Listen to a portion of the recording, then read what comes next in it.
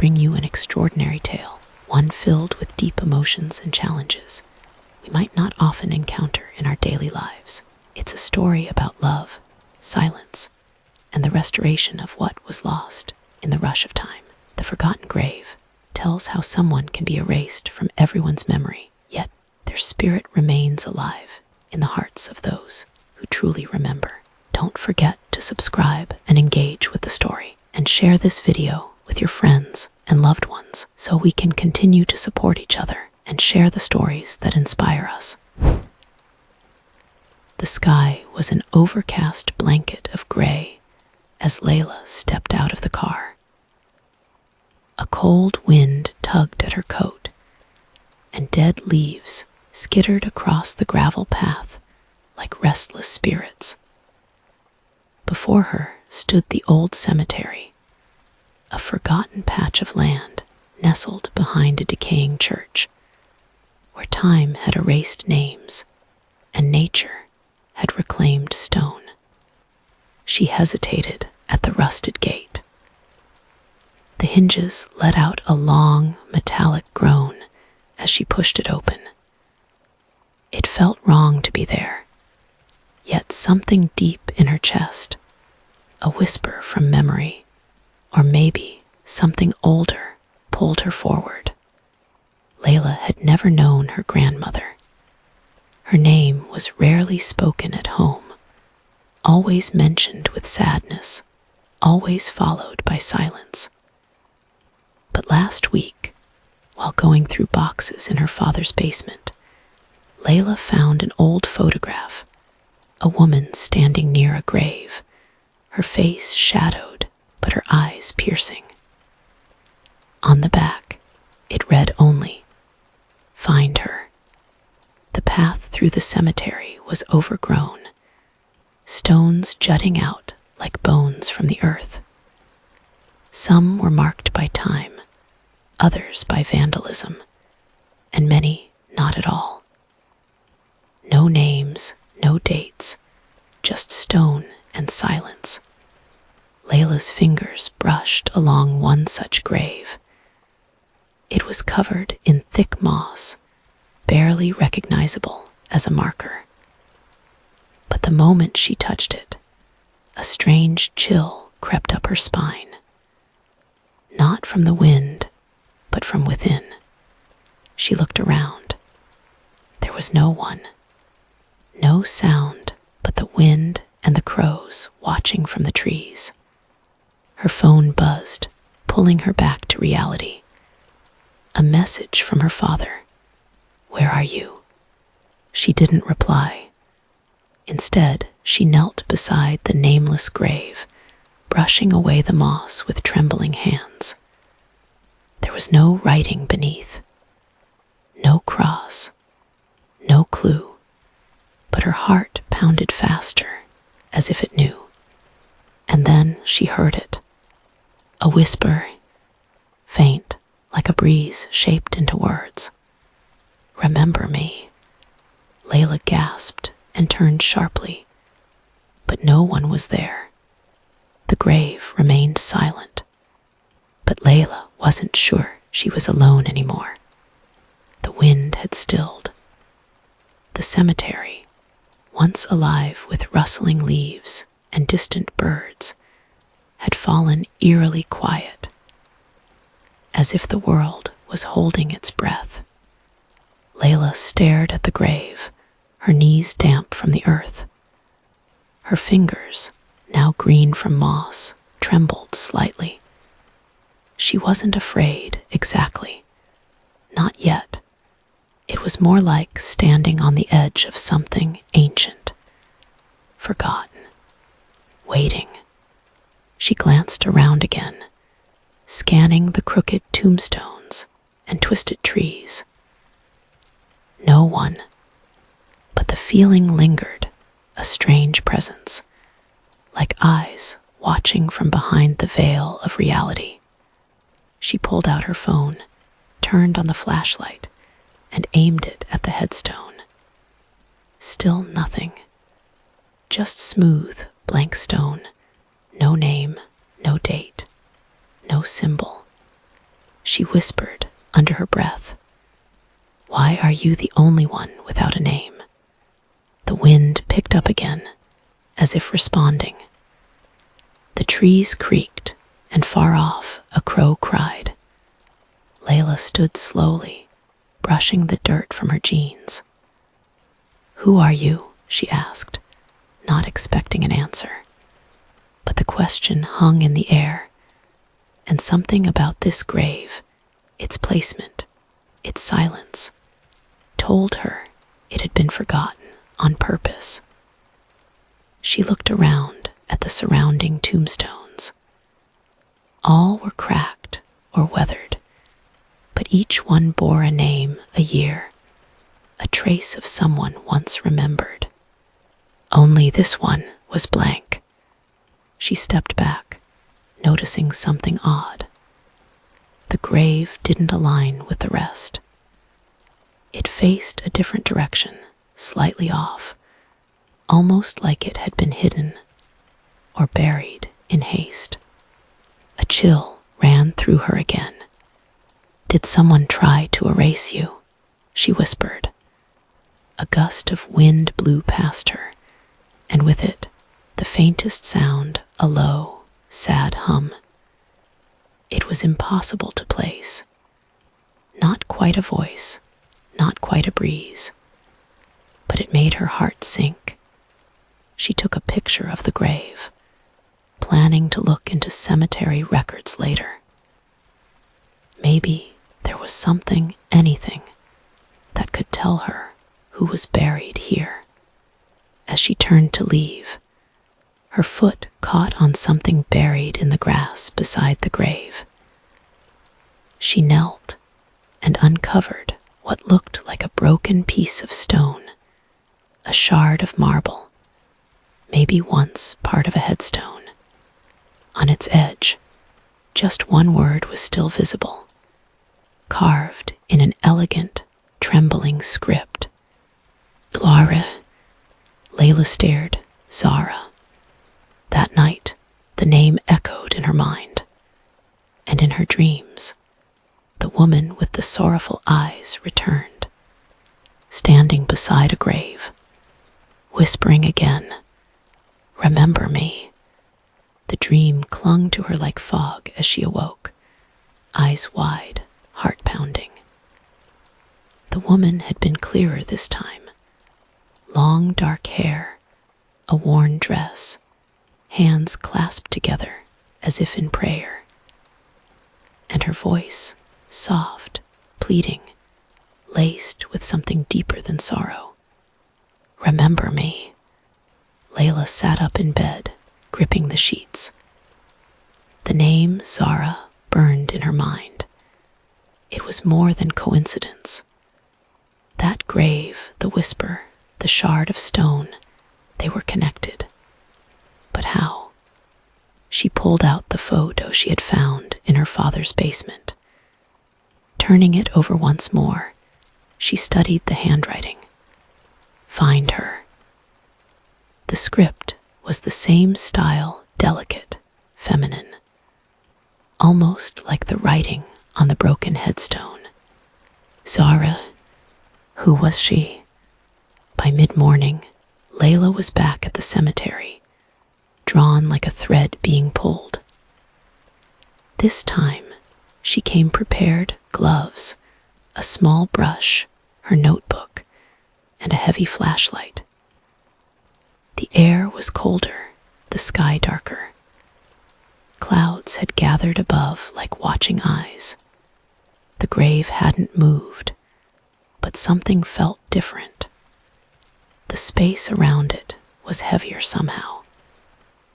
As she knelt again beside it, the wind stopped suddenly, unnaturally, and she heard the whisper again. Clearer, closer. Why did they forget me? Layla froze. Her skin prickled. She scanned the area. Who are you? She whispered. What happened to you? The air shifted. The scent of old flowers, dry and faint, reached her nose, though there were none nearby. a memory surfaced. She was a child, barely 5, sitting in her grandmother's kitchen. An old woman was humming softly, braiding herbs together. The song, it was the same melody she heard in her dream. She had thought it was just imagination, a leftover from childhood. But now she wasn't so sure. "Zara," she said aloud, testing the name on her tongue. The breeze returned, and for a moment, Layla could swear the air felt warmer, almost grateful.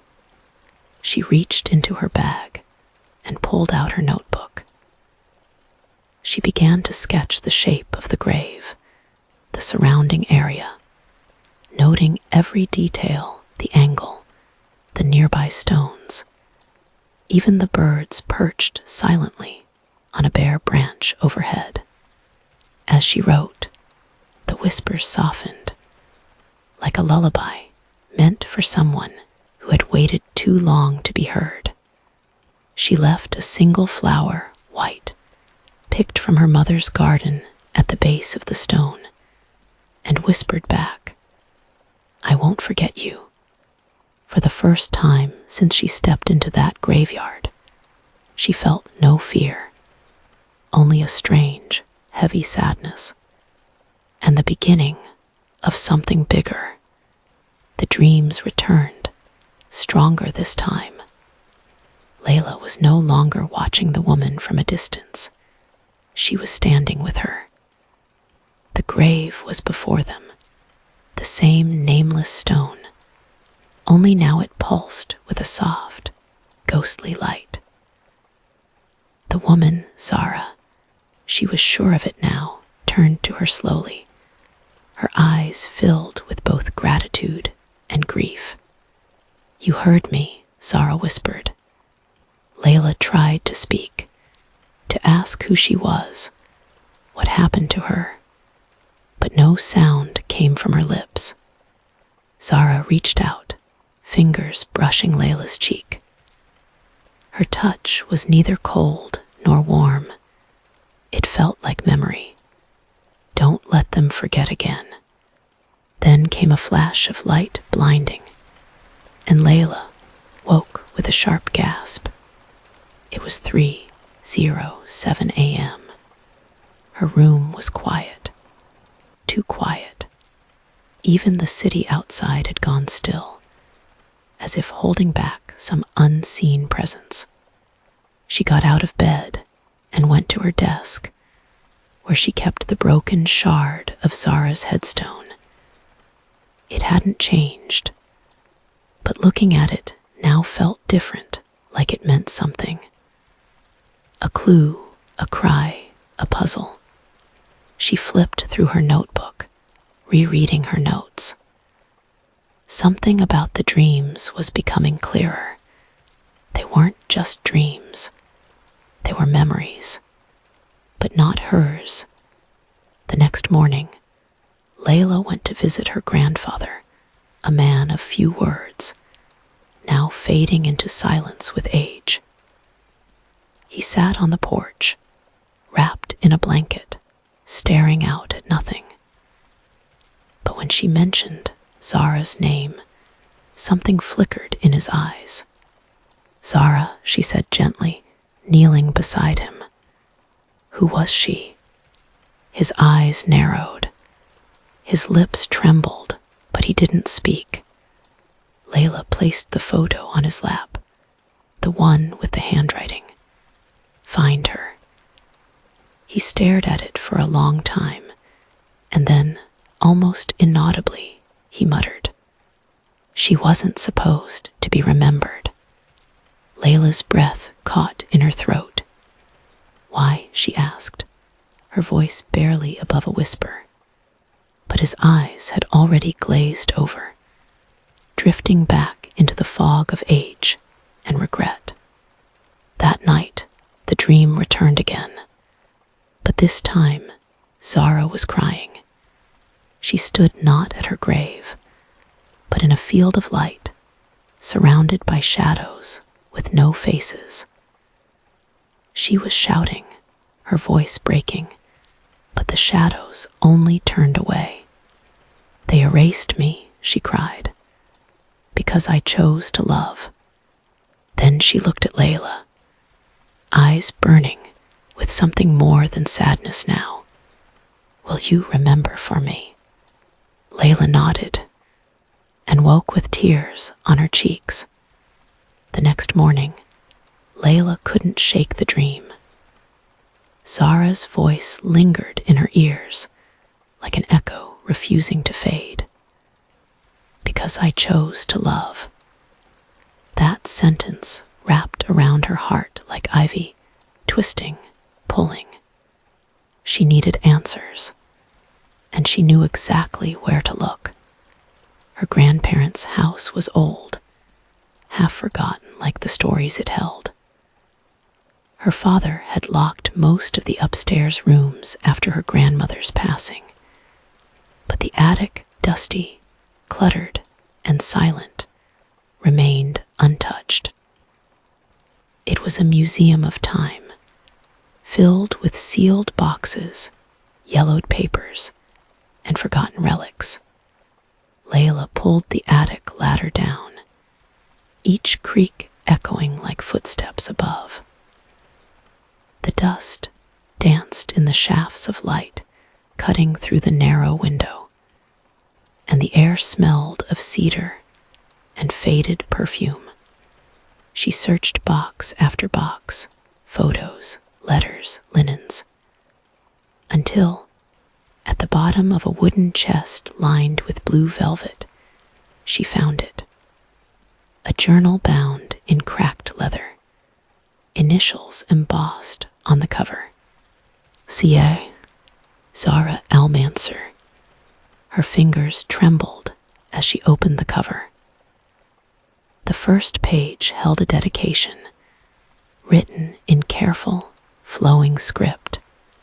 For the love they never let me speak of, for the life I was denied.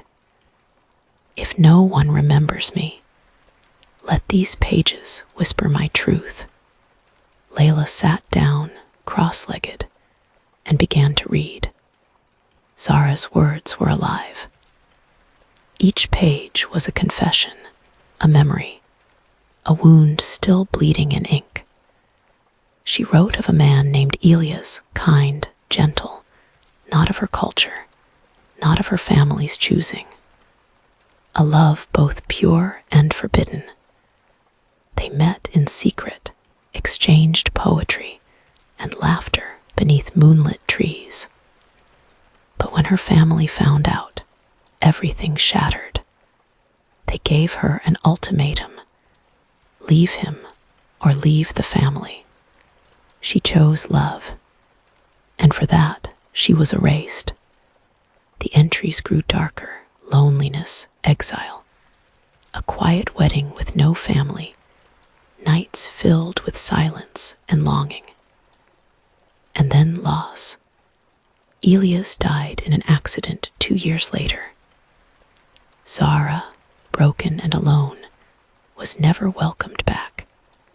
They buried me before I died, one line read. And when I did die, no one came. Layla's eyes blurred with tears. She turned the last page. It was dated a week before Zara's death. I wonder if anyone will ever find me. I wonder if the earth will remember what they tried to forget. I don't need forgiveness. Only to be known. Only to be real again. Layla clutched the journal to her chest. She wasn't just uncovering a forgotten grave. She was unburying a soul. With Zara's journal in her backpack and her heart full of quiet fire, Layla returned to the cemetery the next morning. The skies were heavy again, thick with the scent of coming rain, but she didn't care. This time, she wasn't just visiting. She was reclaiming a story, Kneeling by Zara's grave, Layla pulled the journal from her bag and laid it gently on the stone. "I found you," she whispered. "They tried to erase you, but you're here, you're real, and I remember." The wind stirred the leaves like a response, not violent, not soft, just present. She spent the next hour cleaning the area around the grave. She pulled away the weeds, removed the moss, and cleared the broken debris. At the base of the headstone, just beneath the soil, her fingers hit something hard. She dug carefully, heart pounding. It was a rusted plaque, the size of a small book, half buried and bent. She lifted it and wiped away the dirt. Etched into the metal, nearly worn away by time, were the words, "Sie," loved in silence, buried in shadow. It wasn't much, but it was something. A trace of someone who once lived, loved, and was left behind. Layla took a picture and texted it to a local historian she'd met online the night before, someone who specialized in old cemetery records. Maybe she could find something official. Maybe they could fight to restore Zara's name. As she stood, something in the air shifted again, like a sigh, like release. And then she saw her, at the edge of the trees, where the light broke through the gray sky, stood the figure from her dreams, Zara, no longer crying, no longer shrouded in shadow. She was bathed in soft light, wearing the same long dress, her eyes full of both sadness and gratitude. She didn't speak. She simply smiled. Layla blinked, and Zara was gone. But her presence lingered, warm and real. That night, Layla placed the journal on her desk and opened her laptop. She began typing not just for herself, but for Zara, for everyone who had been silenced, buried without a voice. She titled the document, "The Forgotten Grave, the Story of Zara Almancer." It was time the world knew. Layla's article went live on a local blog 3 days later. She didn't expect much, a few readers, maybe a share or two. But within hours, her inbox filled with messages. Some were curious, others were moved, a few were angry. But one stood out. It was from a woman named Hana Idrissi, an elderly librarian and unofficial historian of the town's old quarter. Her message was short. "I knew Zara, come see me. There's more." Layla wasted no time. The library sat tucked between two crumbling stone buildings, its windows fogged, its walls lined with stories. Hana was waiting near the genealogy section, her cane in one hand, Zara's name already on her lips. "She was my friend," Hana said, her voice a cracked whisper, heavy with years. "My closest friend." They sat in a corner, the light dim and golden. Hana spoke slowly, as if pulling the words from a well long sealed shut. "She was fire and silk," Hana said, spoke in poetry, laughed like the wind. "When she fell in love with Elias, I knew she'd never belong to silence again." "Why didn't anyone fight for her?" Layla asked. Hana sighed. "We were afraid. Back then, love like hers came with a price. She was disowned, exiled, and then she disappeared. Her family never even claimed her body. They wanted her forgotten, and they nearly succeeded. Layla's chest tightened. But you didn't forget. No, Hannah said, and now neither have you. She handed Layla a faded envelope. Inside was a letter, Zara's handwriting unmistakable. It had never been opened, addressed to whoever still remembers. Layla unfolded it slowly. The paper trembled in her hands. If you are reading this, then perhaps my name has found its way back into the world. Know this, love was never my sin. Silence was. The silence they forced upon me, the silence I accepted. But if I am remembered, even by one soul, then I am free. Tears blurred the words, but Layla smiled. She had broken the silence. She had remembered. As she walked out of the library into the late afternoon sun, she felt something lift, like a weight, a shadow, finally fading. But in the breeze that followed, she swore she heard Zara's voice once more. Thank you. The town council didn't make it easy. Layla stood before them in a small hall that smelled of dust and old wood, clutching Zara's journal in one hand and the plaque photo in the other. She had collected signatures, letters, and even a statement from Hannah Idrissi. Still, the room was filled with skepticism. We're here to discuss the restoration of an unregistered grave, one of the members said, adjusting his glasses. An old case with no official records. What makes this different from others? Layla stepped forward. Her voice shook, but not with fear, with purpose. Because this isn't just a grave. It's a stolen name. A forgotten story. Zara Almancer was erased because of who she loved, because of who she chose to be. And now, we have a chance to do what her family didn't give her back, her place in the world. Silence. She opened the journal and read the final line of Zara's letter aloud. If I am remembered, even by one soul, then I am free. The silence deepened, then softened. One of the younger council members cleared her throat.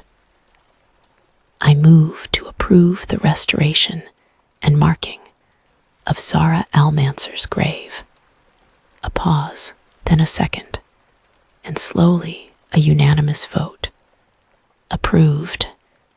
By the next week, Layla stood once again in the cemetery, this time not alone, not uncertain. Hannah was with her, as were others who had read the story, moved by Zara's courage and sorrow. A local stonemason, inspired by the article, had offered to carve a new headstone for free. The stone was simple, elegant, and strong. It read, Zara Almancer, 1903-1936. Loved in silence, remembered in truth. As the cover was lifted from the stone, a breeze passed through the trees, gentle, warm, like the exhale of a story finally told. Somewhere behind Layla, a child asked, who was she? And someone, maybe Hannah, maybe a stranger, began to tell the story. Zara was no longer a ghost. She was history. The grave stood silent and steadfast, no longer forgotten, but etched in the town's memory like the history it was. The headstone gleamed under the sun. The inscription, a quiet testament to a woman who had once loved too boldly and had been buried by shame. But now, Zara's name was alive again, echoing through the whispers of the town. It was as if the earth itself had remembered, lifting its weight in a slow, steady breath. People came to visit, some out of curiosity, others moved by the courage it took to restore what had been lost. More than once, Layla found herself standing at the edge of the cemetery, watching strangers place flowers by the stone. One afternoon, as she stood there, Hannah approached her, a soft smile on her lips. "She's not just a story anymore, is she?" Hannah said, her voice rich with contentment. Layla nodded, her heart still full. "No, she's a legacy." The rain had returned that week, falling gently in the quiet of the evening. Layla stood at her window, gazing out at the darkened sky. The storm passed quickly, leaving behind a calm, a kind of peace that wasn't there before. The whispers in her dreams had ceased, too, and with the passing days, Layla started to feel something else, a sense of her own freedom, as if Zara's release had somehow opened a door for her, too. Her life had been a quiet one, defined by family, by rules, by the safe, predictable routine. But now, the world seemed broader, the possibilities infinite. Zara had broken free, and so had she. That evening, as she walked past the grave once more, a young woman approached her, eyes filled with curiosity. "I've heard the story," the woman said softly, "about Zara. I just wanted to say thank you for remembering her." Layla smiled, the warmth of connection filling her heart. "It's not just me. It's everyone who believes that love, real love, deserves to be remembered." The woman nodded, then glanced at the grave. "I'll come back tomorrow," she said, and walked away. Layla stayed, watching the grave. In the years that followed, the town's history grew richer, not just with dates and names carved into stone, but with the stories that connected them. People came to tell their own truths, to share their own forgotten parts.